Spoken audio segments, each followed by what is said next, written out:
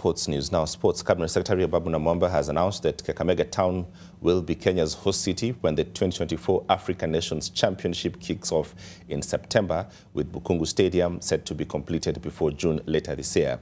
Our sports reporter Elijah Oko tells us more.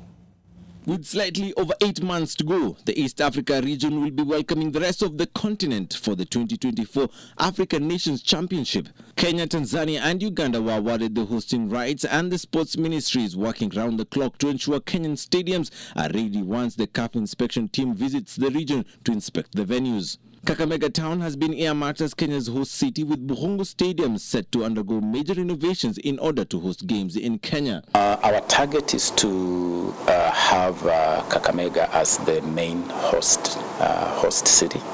Should there be need for alternative or subsidiary sites, then we'll also be looking at Kisumu, or we'll be looking at Nakuru as possible subsidiary venues. Kakamega Governor Fernandez Baraza had a consultative meeting with Ababu Namwamba and the Sports Principal Secretary Peter Tum on Tuesday morning to plan the facelift of Bukungu Stadium. Only 45% of the stadium is currently completed, with the initial completion date initially set for the end of 2024. Hosting CHAN means the renovation has to be fast-tracked. We need to do some changing rooms. We improve the drainage system of the pitch. We also have some terrace being constructed.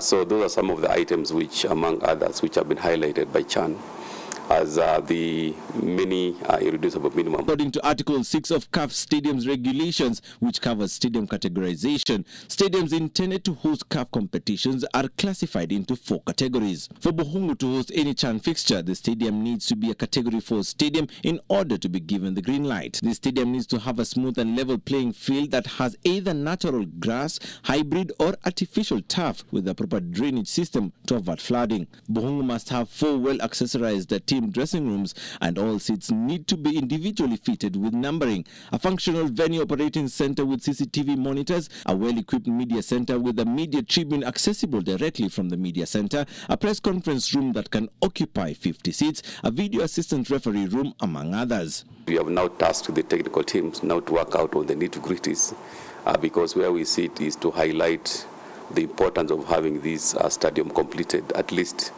for purposes of hosting CHAN.